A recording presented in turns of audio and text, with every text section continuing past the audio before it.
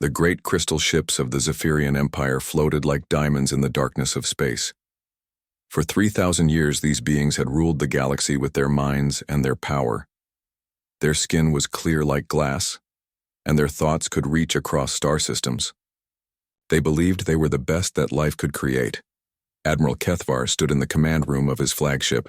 His body glowed with soft blue light as he read the reports from his scouts. The small ships had returned from a distant part of the galaxy where they found something new. A small blue and green planet that the natives called Earth. The beings on this world were strange to the Zephyrians. They had no power to speak with their minds. They could not bend energy to their will. Their ships used crude fire and metal to move through space. They seemed like children playing with rocks and sticks. Kethvar looked at the images his scouts had brought back. The humans were soft creatures with pink or brown skin. They had hair on their heads, and they wore clothes to cover their bodies. They fought each other over small pieces of land and resources. They seemed to have no unity at all. The scout captain Nethys approached Kethvar with more information. She told him about the human colony she had seen. A red planet called Mars where humans lived in domes. Ice moons where they dug for water.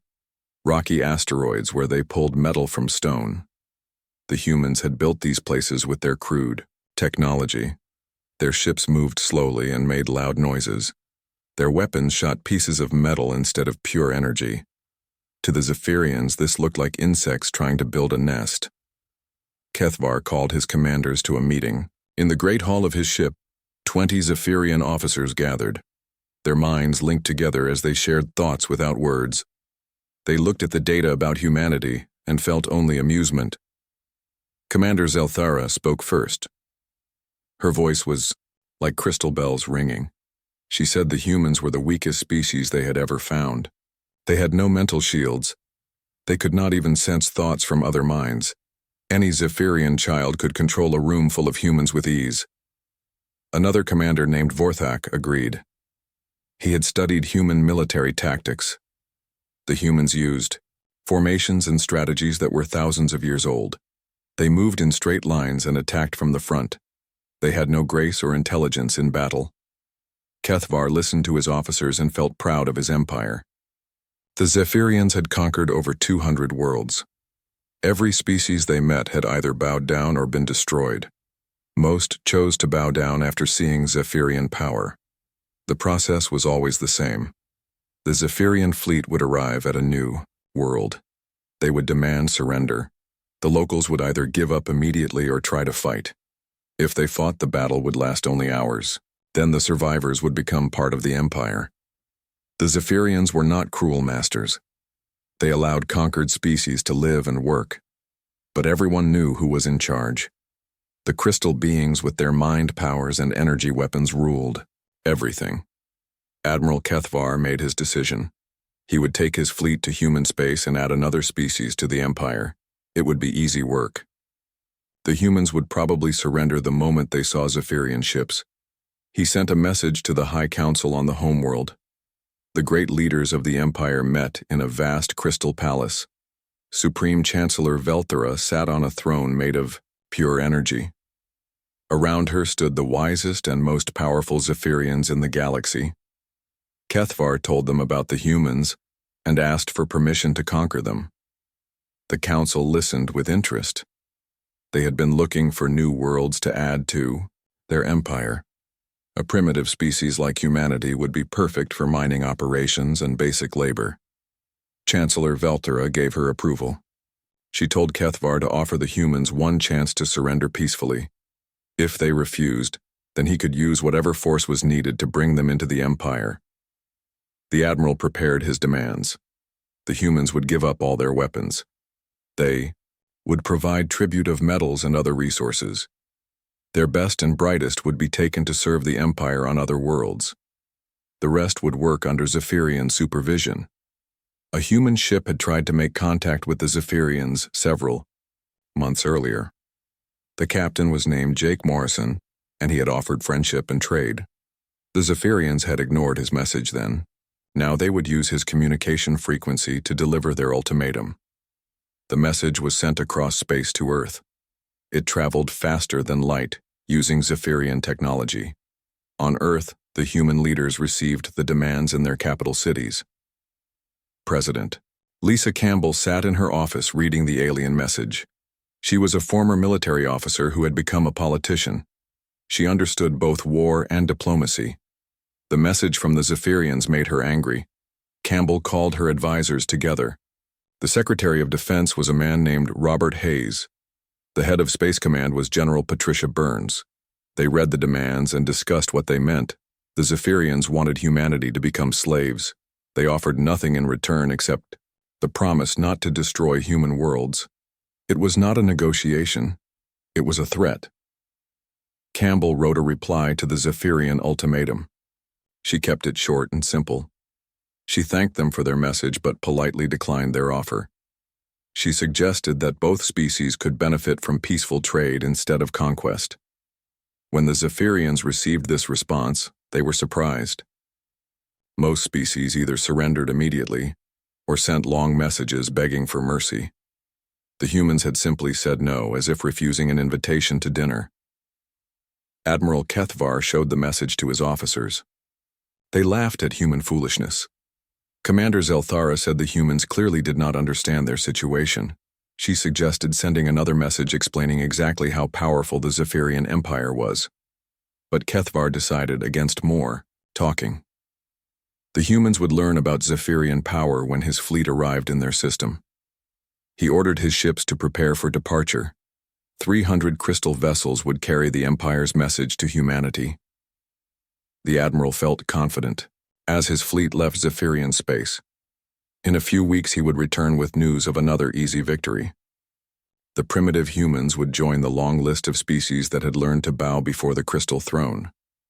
Kethvar had no way of knowing that he was about to make the greatest mistake in Zephyrian history. The beings he thought were weak and primitive were actually the most dangerous species in the galaxy. They just had not been given a reason to show their true nature yet. The Zephyrian fleet emerged from faster-than-light travel at the edge of the Sol system. 300 crystal ships appeared like stars being born in the darkness. Each vessel was beautiful and deadly with weapons that could burn planets to ash. Admiral Kethvar stood on the bridge of his flagship and looked at the small yellow sun ahead. Somewhere in this system were the primitive humans who had dared to refuse his empire's generous offer. He expected to find them hiding behind their homeworld or fleeing in their crude ships. Instead, the fleet scanners detected something unexpected. Human ships were moving toward them in formation.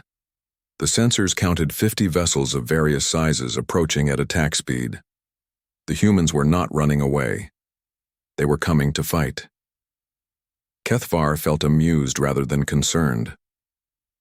50 primitive ships against 300 advanced warships was not a battle. It would be a brief demonstration of superior technology. He ordered his fleet to form a standard attack formation and prepare to disable the human vessels. The human fleet was led by Commander Ryan Adams aboard a ship called the UES Defiance. Adams was a career military officer who had spent his life preparing for war. He knew his small fleet had no chance in a straight fight against such overwhelming odds. That was why he had no intention of fighting fair. Adams had spent the weeks since the Zephyrian ultimatum studying everything humanity knew about alien technology. His scientists and engineers had worked around the clock to prepare surprises for the crystal ships. The humans might be outgunned, but they were not helpless. The two fleets closed distance rapidly. The Zephyrians moved in elegant formations with their ships spaced perfectly apart. Their commanders communicated through thought alone, coordinating their attack with telepathic precision. The human ships moved more chaotically. Some flew in tight groups while others spread out seemingly at random. To Zephyrian eyes, it looked like undisciplined panic. They had no idea it was carefully planned confusion. Admiral Kethvar opened a communication channel to the human fleet. He spoke in perfect English, which his computers had learned from intercepted transmissions. His voice was cold and musical, like wind through crystal caves. He told the humans to surrender immediately and they would be treated well. Their ships would be studied and their crews questioned gently. If they continued to resist, they would be destroyed without mercy. Commander Adams replied with words that would be remembered in Zephyrian history. He said humanity had considered their offer and decided to make a counterproposal. The Zephyrians could leave human space immediately, or learn why that was the safer choice. Kethvar ended the communication and gave the order to attack. The Zephyrian ships opened fire with beams of pure energy. The weapons could cut through asteroid belts and boil oceans. Against primitive human vessels, they should have been instantly decisive. But the humans had studied Zephyrian energy signatures from previous encounters. Their ships were covered in reflective armor that scattered the deadly beams. The energy, weapons that should have vaporized human vessels instead only damaged their outer hulls. The Zephyrians were surprised but not concerned. They had other weapons and their ships were still far superior. They began to close distance for more effective attacks using different energy frequencies. That was when the humans revealed their first real surprise. Small pods launched from the human ships and drifted through space looking like harmless debris. The Zephyrian fleet ignored them as they focused on the main targets. The pods were actually nuclear mines disguised to look like wreckage. When the crystal ships moved past them, the mines exploded with the power of small stars. The beautiful Zephyrian vessels were not designed to handle such crude but devastating weapons.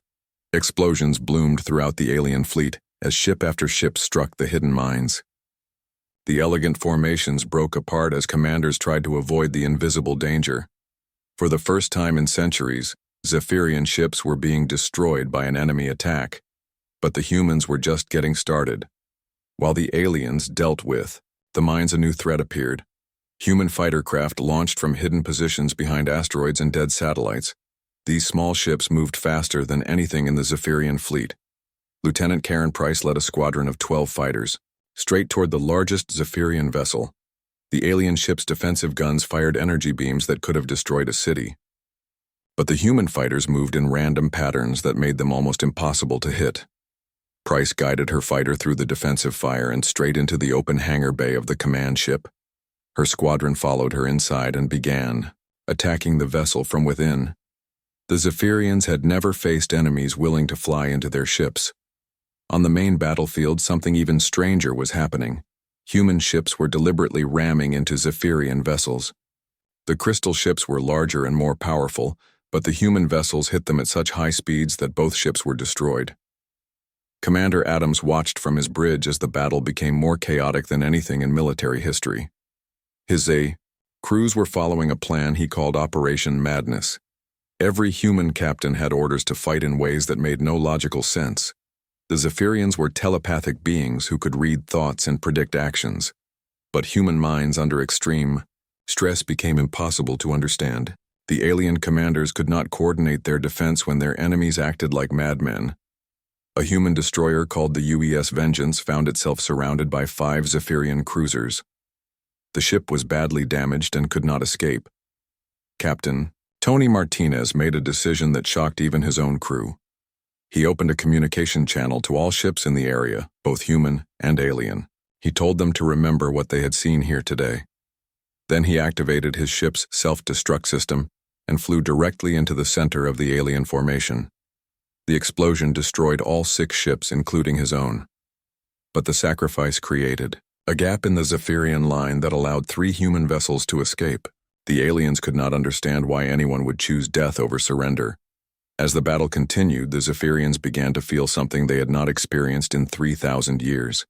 They were afraid. These primitive humans fought with a ferocity that defied logic. They seemed to prefer death to defeat. Admiral Kethvar realized his fleet was in serious danger despite their superior numbers. He ordered a tactical withdrawal to regroup and assess the situation. But even retreating was dangerous with human fighters still attacking from all directions. The battle lasted 6 hours and ended with the Zephyrian fleet limping away from human space. They had won in the sense that more human ships were destroyed than alien ones. But the cost had been terrible.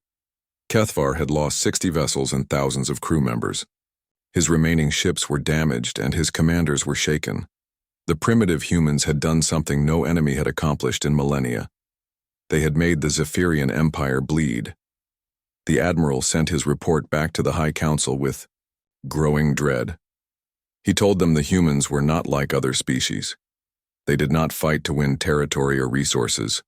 They fought as if war itself was their purpose. On Earth, the survivors of the battle were treated as heroes. Commander Adams had lost his flagship but survived in an escape pod. He told reporters that humanity had sent a message to the galaxy. They would not go quietly into slavery. President Campbell addressed the world from her office. She told the people of Earth that the battle was only the beginning. The aliens would return with more ships and better strategies. Humanity needed to prepare for a war unlike anything in their history. But she also told them something important. The great Zephyrian Empire had expected an easy victory. Instead, they had learned that humans could bite back. The crystal ships might be more advanced, but they were not invincible. In space stations and colonies throughout the solar system, humans began to prepare. They had drawn first blood against a galactic empire. Now they would discover if they had the strength to survive what came next. News of the first battle spread across human space faster than the returning ships could carry it. On every world and station, people gathered around communication screens to hear about their species' first real fight against alien invaders. What they heard changed everything. Dr. Matthew Collins was working in his research lab on Titan when the reports came in. He was a peaceful scientist who studied alien life forms, hoping to find ways for species to live together. The moment he learned about Zephyrian demands for human slavery, he put aside his gentle research forever. Collins began working on biological weapons instead.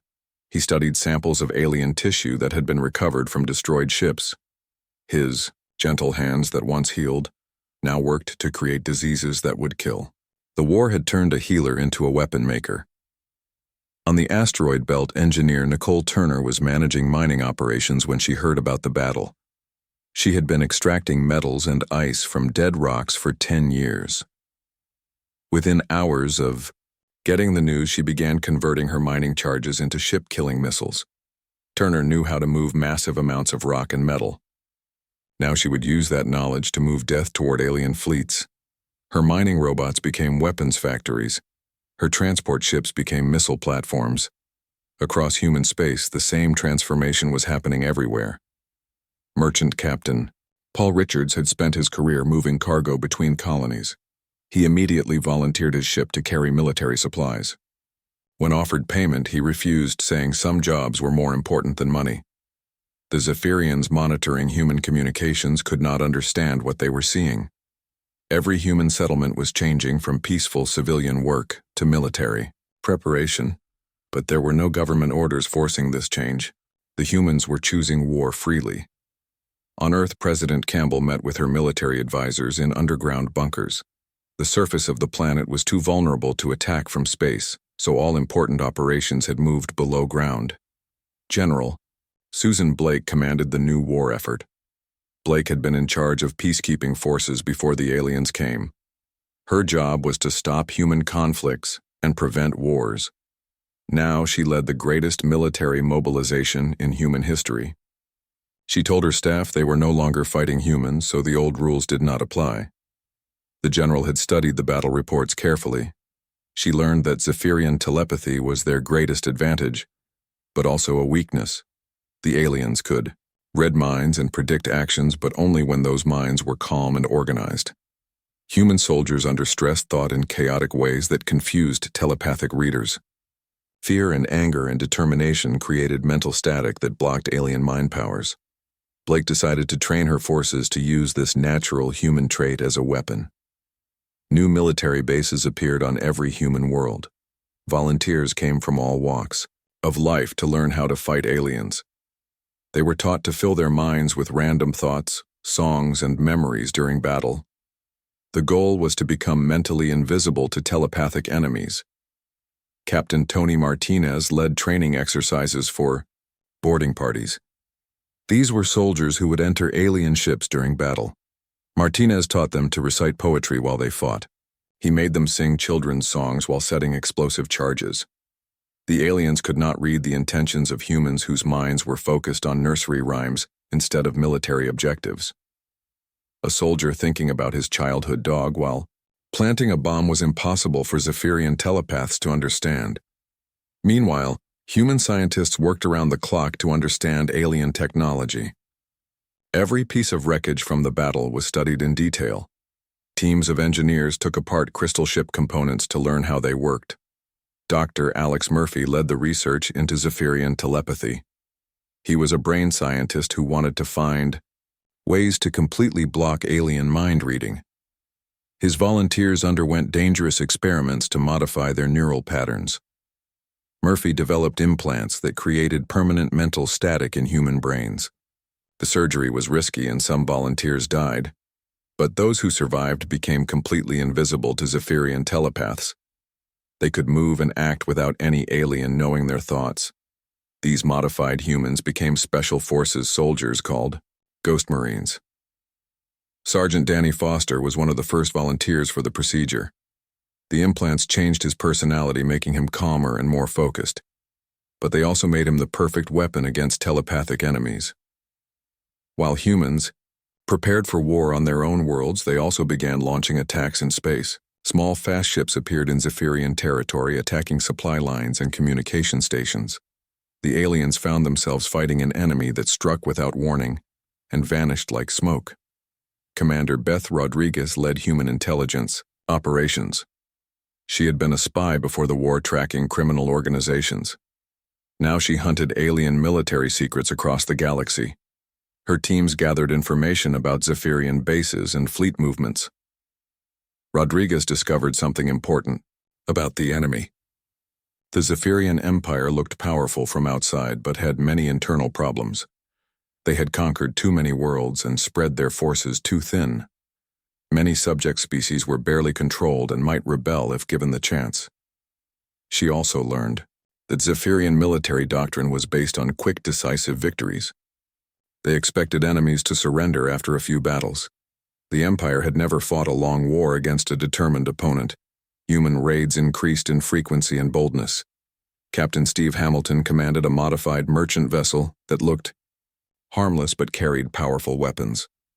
His ship would approach Zephyrian outposts pretending to be a neutral trader, then attack without warning.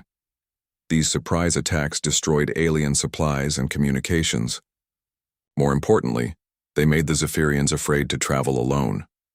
The empire that had ruled the galaxy through fear was now experiencing fear itself. Admiral Kethvar found his position becoming more difficult every day. His superiors on the homeworld demanded quick victory over the humans. But every attack he launched resulted in heavy losses. The primitive species was proving far more dangerous than anyone had predicted. The Admiral requested reinforcements from the High Council. He explained that humans fought unlike any species the Empire had encountered before. They did not follow the normal patterns of warfare. They seemed to prefer death over surrender. Supreme Chancellor Velthara was growing impatient with the war. She had expected human resistance to collapse within months. Instead, the fighting had continued for over a year, with no clear Zephyrian victory in sight. The Chancellor sent additional fleets to human space, but ordered Kethvar to end the war quickly. She could not understand why such a primitive species was causing so much trouble for her advanced empire. What the Zephyrians did not realize was that they had awakened something in humanity that no other species possessed. Humans had evolved as persistence hunters who could chase prey for days without stopping. They did not know how to give up. The war was changing from a simple conquest into something much more dangerous for the Zephyrian Empire. The aliens had expected to fight human governments and military forces. Instead, they found themselves fighting an entire species that had unified for total war. Every human colony was now a fortress. Every civilian was now a potential soldier. Every merchant ship was now a possible weapon. The Zephyrians faced not just human armies, but human civilization itself, transformed into an instrument of warfare. On Earth, children learned alien languages, so they could understand enemy communications. Farmers grew crops to feed armies. Factory workers built weapons and ships. Retired soldiers came back to active duty. The entire species had become a war machine. President Campbell addressed the United Nations for what would be the last time as a peacetime leader. She told the assembled representatives that humanity stood at a crossroads. They could accept slavery under alien rule or fight for their freedom with everything they had. The vote was unanimous. Every nation on Earth committed to total war against the Zephyrian Empire. The humans had made their choice, and there would be no turning back. 2 years had passed since the first battle, and the galaxy was learning to fear humanity. Zephyrian fleets that once moved freely between star systems now traveled in large groups with heavy escorts. The crystal ships that had seemed invincible were being destroyed by enemies they could barely understand. Admiral Kethvar stood before the High Council in the Great Crystal Palace on the Zephyrian homeworld. His once perfect form now bore scars from 3 separate human ambushes. The proud commander who had promised easy victory now brought only reports of failure and loss. The council chamber was filled with the most powerful minds in the Zephyrian Empire. Their thoughts linked together in a web of telepathic communication that had guided their species for millennia. But today their combined wisdom could not solve the problem of humanity. Supreme Chancellor Velthara sat on her throne of pure energy listening to Kethvar's report. She had ruled the Empire for over 500 years and never faced a crisis like this one. A primitive species was challenging the very foundations of Zephyrian power. Kethvar told the council about the latest human attacks. A supply convoy had been destroyed near the Rigel system. 3 communication stations had gone silent in the Vega sector. Most disturbing of all, a major military base had been captured by human forces. The admiral explained that humans fought with tactics no civilized species would consider. They disguised warships as merchant vessels. They used suicide attacks against superior forces. They turned civilian infrastructure into weapons of war. But the most troubling aspect was how quickly humans learned and adapted. Every Zephyrian weapon or strategy that worked once became useless within weeks. The humans studied everything, captured it, improved it, and used it against its creators. Chancellor Velthara listened to these reports with growing alarm. The empire that had conquered 200 worlds was being challenged by a species that had barely left its home system 2 generations ago. Something was fundamentally wrong with their understanding of humanity. She ordered Kethvar to increase pressure on human worlds. If conventional tactics were not working, then the Empire would use its most powerful weapons. Entire human colonies would be destroyed to break their spirit. But unknown to the Zephyrians, humanity had spent the past 2 years preparing for exactly this escalation. Deep underground on Earth, the greatest minds of the species worked on projects that would change the course of the war. Dr. Alex Murphy had perfected his neural implant technology. The Ghost Marines were no longer experimental soldiers, but an entire division of humans invisible to telepathic detection. They moved through alien territory like phantoms, striking targets and vanishing without trace. Sergeant Danny Foster led the most successful Ghost Marine unit in human space. His team had captured 3 Zephyrian vessels and dozens of alien prisoners. Each success provided more intelligence about enemy weaknesses and capabilities.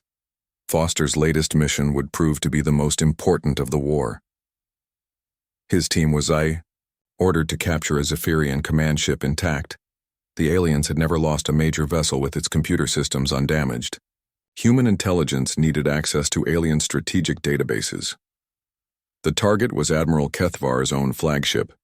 The massive crystal vessel was protected by a full battle group and equipped with the most advanced defenses in the Zephyrian fleet. It seemed impossible for a small team of humans to capture such a prize. But Foster had learned that impossible was just another word for difficult. His Ghost Marines approached the alien fleet using a captured Zephyrian scout ship. The vessel's identification codes were still valid, and it passed through enemy security without challenge.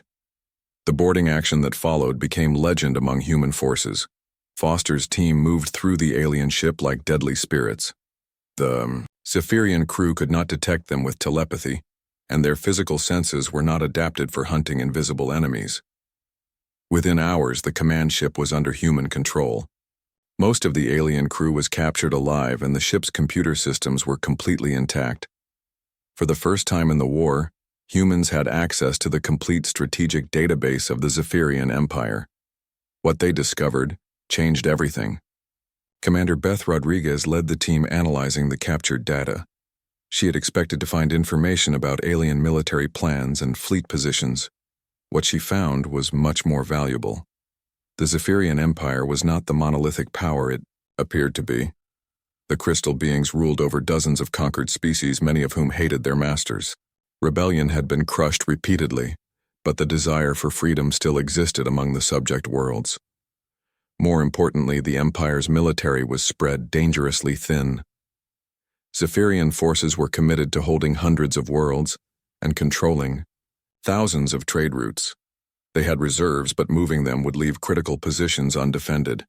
The database also revealed the true nature of Zephyrian psychology.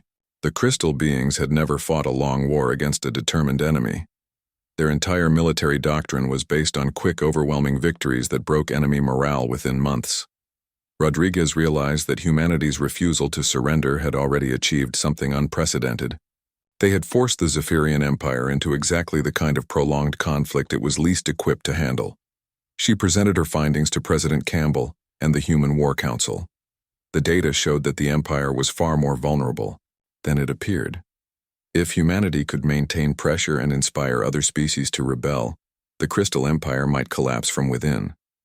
Campbell authorized a new phase of the war based on this intelligence. Operation Liberation would target not just Zephyrian forces, but the entire structure of their empire. Human agents would make contact with oppressed species and provide support for rebellion. Captain Lisa Johnson commanded one of the first ships sent on this mission. Her vessel carried weapons and supplies for rebel groups on 3 different worlds.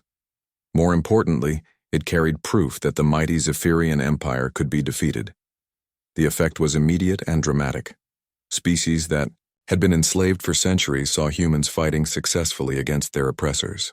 Rebellion broke out on dozens of worlds as alien populations realized they were not alone in their struggle for freedom. The Zephyrians found themselves fighting wars on multiple fronts as their empire began to fragment. Fleets that should have been attacking human space were instead trying to contain revolts among subject species. Admiral Kethvar received emergency orders to return to the core worlds and help suppress the rebellions. His campaign against humanity was suspended as the Empire dealt with internal threats that had been dormant for centuries. But the humans were not content to let their enemies regroup. General Susan Blake launched the largest human offensive of the war.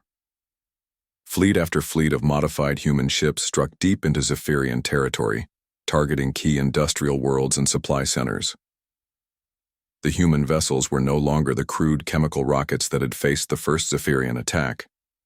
They were hybrid designs that combined human innovation with captured alien technology. They could match crystal ships in speed and firepower while maintaining human unpredictability. Captain Steve Hamilton led a battle group that destroyed the primary Zephyrian shipyard in the Centauri sector. The facility had been building vessels for the Empire for over 1,000 years. Its destruction sent shockwaves through Zephyrian leadership. On Earth, the population watched the war reports with growing excitement. The species that had been told to surrender or face destruction was now carrying the fight to the heart of an ancient empire. Victory seemed possible for the first time. President Campbell addressed the world once again. She told humanity that they stood on the threshold of something unprecedented. A young species was challenging the oldest empire in the galaxy and winning. But she also warned that the hardest battles were still ahead. The Zephyrians would not accept defeat easily. They would use every weapon in their arsenal to maintain their rule over the galaxy. Campbell was right to be cautious. In the Crystal Palace on the Zephyrian homeworld, Supreme Chancellor Velthara was preparing for desperate measures. If conventional forces could not defeat humanity, then she would authorize the use of weapons that could destroy entire star systems. The war was about to enter its final and most dangerous phase. One species would survive, and one would face extinction. The outcome would determine the future of every world in the galaxy. The Crystal Palace on the Zephyrian homeworld had never seen such desperate times. Supreme Chancellor Velthara stood before the great council chamber where the wisest minds of her empire gathered in crisis. For the first time in 3,000 years, the Zephyrian Empire faced the possibility of total defeat. Reports came in hourly from across the galaxy. Human fleets were advancing on multiple fronts while rebel species rose against their Zephyrian masters. The empire that had seemed eternal was crumbling faster than anyone thought possible.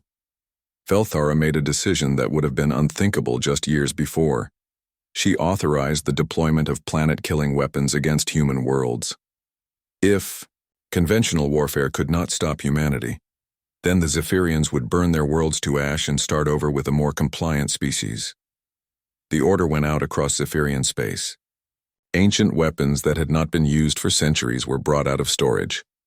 Devices that could crack planetary cores or poison atmospheres were loaded onto the most powerful ships in the fleet. But the humans had been preparing for exactly this escalation. President Campbell sat in the war room deep beneath the surface of Earth, surrounded by the greatest military minds of her species. They had known this moment would come. General Susan Blake presented the final phase of humanity's war plan. Operation Reckoning would be the largest military action in human history. Instead of defending against Zephyrian planet killers, they would attack the enemy homeworld itself. The plan was audacious beyond anything attempted before. While Zephyrian fleets moved toward human space to begin their campaign of extermination, human forces would strike at the heart of the Crystal Empire. Captain Kelly Wright commanded the assault fleet that would carry out this impossible mission. Her ships were the finest examples of human and alien technology combined. They could phase shift through dimensions, hide from sensors, and strike with devastating power. Wright's fleet included vessels from every human colony and station. The UES Liberty carried troops from Mars. The UES Defiance brought fighters from the asteroid belt. Even civilian ships had been converted to carry weapons and supplies. The human fleet numbered over 800 vessels, but they were not the only force involved in Operation Reckoning. Rebel fleets from a dozen oppressed species had joined the assault. The Zephyrian Empire would face enemies from every corner of the galaxy. Dr. Matthew Collins had finally perfected his biological weapons program. The diseases he created would target Zephyrian physiology, specifically leaving other species unharmed. But the weapons would only be used as a last resort if the aliens refused to surrender. The Ghost Marines, led by Sergeant Danny Foster, had been training for months to assault the Crystal Palace itself. Their neural implants made them invisible to the most powerful telepaths in the galaxy. They would capture or eliminate the Zephyrian leadership. As the human fleet prepared to depart, President Campbell made one final address to her species. She told them that what happened in the next few days would determine whether humanity remained free or faced extinction. She reminded them that the war had started because the Zephyrians believed humans were inferior beings suitable only for slavery. Instead, they had found a species that would rather die than submit to tyranny. The human fleet left Sol system using captured Zephyrian, faster-than-light technology. They traveled along routes that should have been impossible for primitive human vessels to navigate. The journey to the enemy homeworld took 3 days. Admiral Kethvar was leading the Zephyrian planet-killer fleet toward Earth when he received an impossible report. Human ships were appearing in the home system around the capital world. Not just a few raiders, but an entire armada. Kethvar could not understand how humans had traveled so far so fast without being detected. The homeworld was protected by the strongest defenses in the galaxy. No enemy had ever threatened the Crystal Throne. He received emergency orders to abandon the attack on human worlds and return home immediately. But his fleet was too far away to arrive in time. The humans had planned their timing perfectly. Captain Wright led her fleet in a coordinated assault on every major Zephyrian world simultaneously. Ships appeared around 12 different planets carrying the same message. The Zephyrian Empire had one chance to surrender peacefully. The message was broadcast on all frequencies in perfect Zephyrian language. Admiral Wright identified herself as the representative of humanity and its allies. She offered terms that no Zephyrian had ever expected to hear from a primitive species. The Empire would dissolve immediately, and all conquered worlds would be freed. War criminals would face trial before an interspecies tribunal. In return, the Zephyrian people would be allowed to rebuild their civilization as a peaceful member of the galactic community. Wright made it clear that humanity had the power to destroy every Zephyrian world. Their fleets surrounded the core systems, and their weapons were charged and ready. But humans preferred justice to genocide. Supreme Chancellor Velthara received this message while sitting on her throne of pure energy. Around her, the greatest telepathic minds in the galaxy joined together trying to understand how this was possible. The primitive species that should have been enslaved months ago was now dictating terms to the masters of the galaxy. Human fleets, controlled Zephyrian space and human armies were preparing to land on the homeworld. Velthara tried to rally her remaining forces for a final battle. She called upon the pride and superiority that had driven Zephyrian expansion for millennia, but her own commanders were beginning to doubt. Captain Tony Martinez led a boarding party onto the orbital defense platform protecting the capital.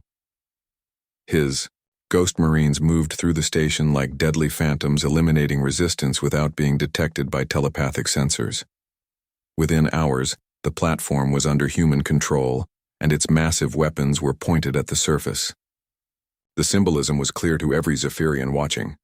Their own defenses had been turned against them. On the surface, Sergeant Foster led his team through the Crystal Palace itself.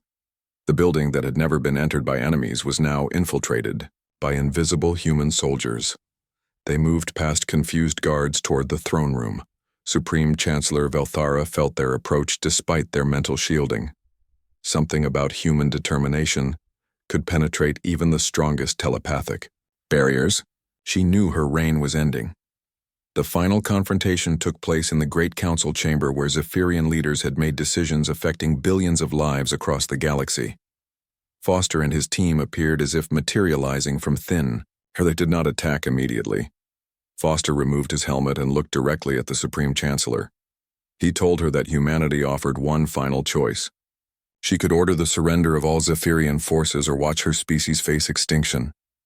Velthara tried to read the human mind but found only determination and sadness. Foster did not want to destroy her people, but he would do whatever was necessary to protect humanity and its allies. The Chancellor realized that she was facing something unprecedented in galactic history, a species that had the power to commit genocide but chose restraint instead. The humans were proving themselves superior not through conquest, but through mercy. She sent out the order for all Zephyrian forces to cease hostilities and surrender. The great crystal fleets that had ruled the galaxy for 3 millennia powered down their weapons and waited for instructions from their new human captors. Admiral Kethvar received the surrender order while still traveling toward the homeworld. His planet-killer fleet had been only hours away from beginning the destruction of human worlds. Instead, they found themselves prisoners of the species they had tried to exterminate. President Campbell addressed the galaxy from aboard Captain Wright's flagship in orbit around the Zephyrian homeworld. She spoke to billions of beings across hundreds of worlds, telling them that the age of empire was ending. She announced the formation of a new galactic council where every species would have an equal voice. There would be no more master races or slave worlds. The galaxy would be governed by cooperation instead of conquest. The transition was not immediate or perfect. Some Zephyrian commanders refused to accept defeat and had to be eliminated. Some subject species wanted revenge against their former oppressors and had to be restrained. But gradually, a new order emerged from the chaos of war. The Zephyrian homeworld became a center of learning where former enemies studied together. The crystal beings who had once ruled through fear now contributed their knowledge to peaceful research. Years later, historians would debate exactly how humanity had achieved the impossible. How had a primitive species defeated an ancient galactic empire in just 3 years of warfare? The answer lay in the fundamental difference between the two civilizations. The Zephyrians had conquered through superiority and fear. They expected enemies to surrender when faced with overwhelming force. Humanity had something the crystal beings could never understand. They fought not just for victory, but for the idea that all beings deserved freedom. That belief made them stronger than any weapon. Commander Lisa Johnson wrote the official history of the war for the New Galactic Archives. She concluded that the Zephyrian Empire had indeed made their last mistake when they declared war on humanity.